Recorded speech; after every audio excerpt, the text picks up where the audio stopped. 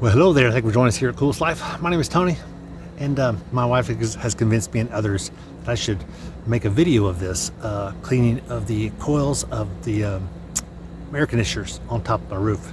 Actually, today it's air conditioners. It's the air conditioner without the S. I'm only doing one today. What's that? Not because that doesn't need it, but because, well, I just don't feel like it today. It is a nice day out here, but I only came here to do one. It should take me about an hour. So I'm gonna show you some of the things you're gonna need, and also kind of the techniques that I use to clean my coils on my air conditioner. So come along with me, because you've just entered the Coolest Life, AC edition.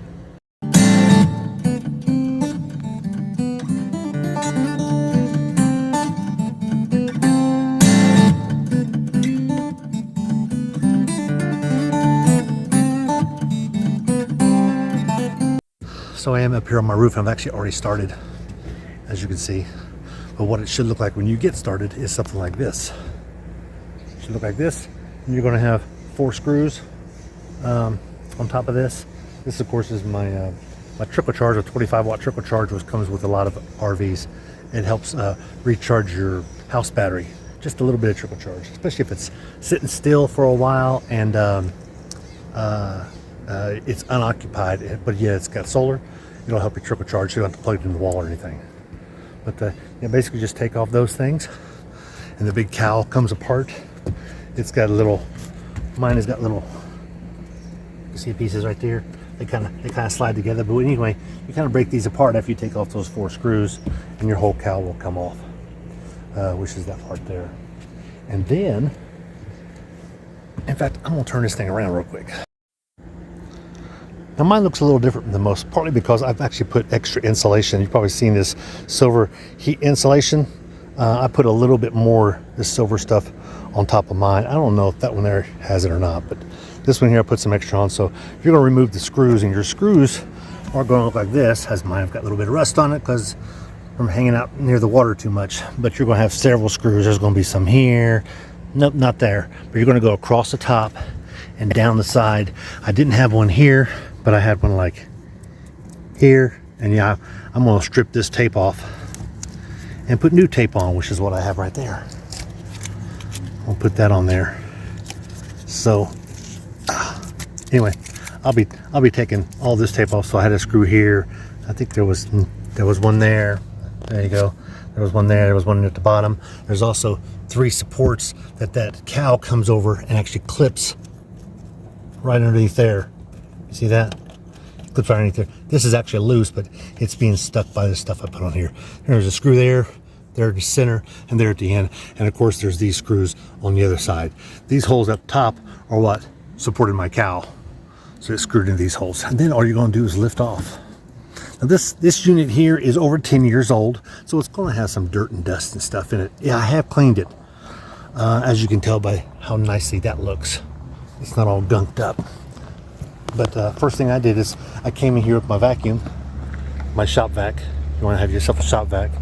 And I sucked up all any kind of dirt and dust, and then I brushed this a little bit with my handy duty little brush. I brushed this a little bit, and then what I did was I vacuumed it all up. And you can I still got some stains in here. I'm not worried about stains because I come in here and do this anyway. So I'm going to get me some coil cleaner. This is the good stuff here. I'm going to use evaporator coil cleaner. It says dissolves and deposits evaporator coils without harming the metal coils. That's the key. That's why this is built for evaporator coils. So it will not harm the metal coil. That's what you want. Some people say, I don't clean mine because there's a protective coating on here. Okay, get you some stuff that doesn't harm the coils. So I'm just going to spray it, I guess liberally a little bit. Once you just spray it on there, and then I'm going to take my little brush, this handy duty brush, I'm going to kind of work it in there just a little bit. One thing about these coils, don't go sideways. No, you only want to go up.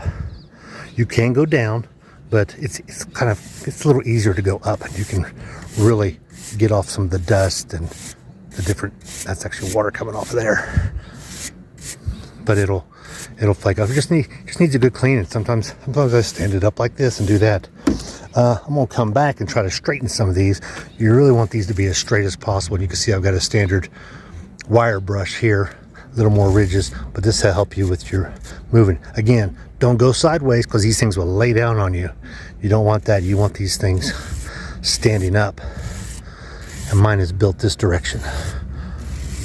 So I'm going to do that. And then I'm going to rinse it off. I'm going to put a towel here to cover up all my electrical, which there's my towel. Put a towel down here, and then I'm going to take my water hose, and on the lowest setting possible, I'm going to kind of spritz water on here just to kind of rinse it a little bit. And in here, I actually sprayed the same. Hold on.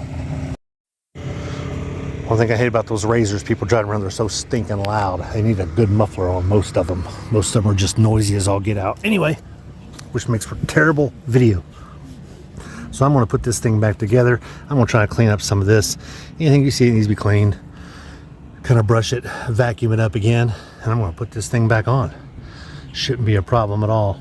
It's going to fold right back over, and then I'm going to come back with that silver tape and tape it up. I'm going to show you what it looks like when I get through. All right, so what have we done here? I have got these all drilled back in all the way down and across the front. Again, those are your clips to hold your cowl in. So you want to make sure your clips here are still in there, but I got a screw there, here. These are actually not screws, holes, but it's still a little wet. And I've got most of the tape peeled off this other side. I'm going to screw these in. Don't ever forget your trusty yoga mat. I'm telling you, I don't need knee pads because I got a yoga mat. So bring your yoga mat in there. And after we get these screws in here, I'm going to get some of that silver tape right there. I'm going to put that around this edge. It's going to look pretty. Basically going to help seal up the seam here. I'm going to double cover the seam and also cover it by screw holes. On this side of this unit, there is a panel here. And this panel here is protects some of those other little coils that have to do with the air conditioning system. This is a sealed area in here, so we don't want this to get wet. So we want to make sure our rubber's here in good condition. If not, let's put some caulk in there. I'm sorry, sealant, not caulk. Not caulk on an RV, it's sealant. Anyway, but there's a big open space here, and it should be sealed down tight. I did, while I had this open, take my vac, and I vacuumed down the inside of here. Got all the cobwebs or whatever else I could get out of there. I don't know why spiders build cobwebs in places like that when no flies can get to you.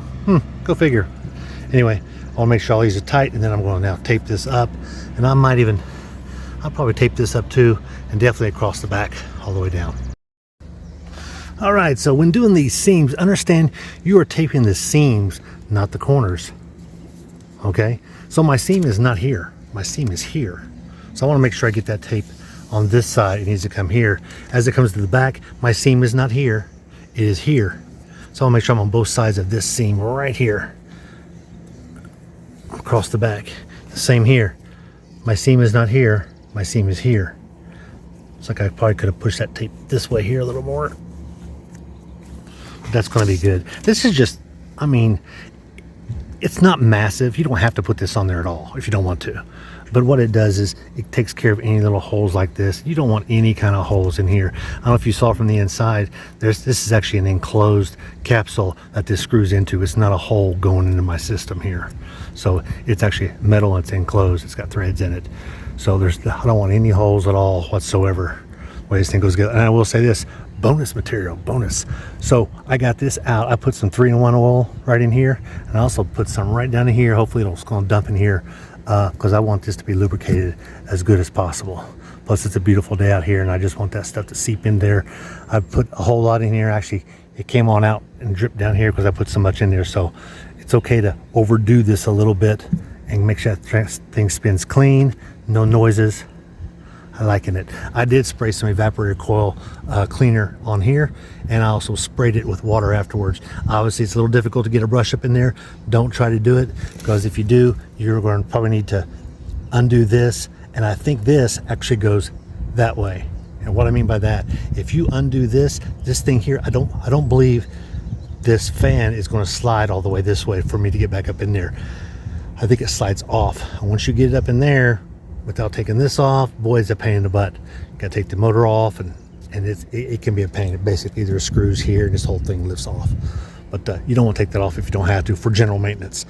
Just get you some 3-in-1 oil, grease in there. Not WD-40. That stuff is garbage because it is alcohol based. This is oil based. 3-in-1 oil is oil based. You want an oil base in here.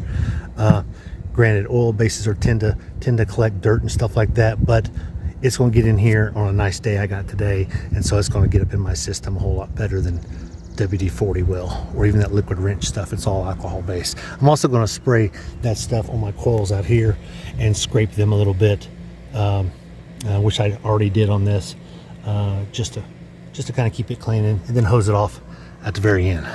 Cool. Well, now ain't that just pretty? All buttoned up. Well, not quite buttoned up. I still got to put this cowl back on, but aside from that, it's ready to go. Feeling good about it. I don't think there's going to be any issues with it. Got it all good and oiled and cleaned, and it's ready to close back up. And I'm ready to get off this roof. It's starting to get warm. A couple things. Understand what you're going to need. Definitely want to get you one of these. And something I recommend. This is not an 18 volt. This is a 12 volt. And what are the advantages there? My battery is a 12 volt battery. Therefore, if I ever need electrical somewhere, I can put me a hot wire on my battery here and plug it to whatever electrical I want to and get instant power, because my outside of my 110 outlets, my entire RV is 12 volt. So 18 volt doesn't do me no good to do anything but run those things. Anyway, so get yourself a 12 volt and keep one handy. I do have an 18 volt system too, but I definitely keep that one there when I do my everyday. In case I needed something, I could have used it. I don't think I would have used the 12 volt on this system here, but I will say the controller for this is 12 volt, which is why you can actually run it without shore power if you have enough power in your batteries to do so. Big lithium bank or something like that. Don't forget your trusty mat over there. Don't forget your trusty vacuum cleaner. You always want to keep a mat. And there was something else I was thinking of, but I can't think of anything. I got my screws, so I got my screw container here to put all my screws in. Now I'm ready to go. I believe that's it. I know what it was I wanted to mention. Yeah, I need to get a shower, don't I? I normally do this kind of stuff before I shower. Anyway, what a better place to do something like this. I'm outside. I try to do this toward the early in the morning, so that one, maybe there's some overcast, and there was an overcast when I started, but also it's not quite as hot up here, so on top of the roof. But anyway, be sure to like and subscribe if you like this video, and send this to your friends who are thinking about trying to do some general maintenance on their AC system on their roof. I'm gonna let you go. Be sure to like and subscribe, because I need to get back out here living the coolest life on my roof edition.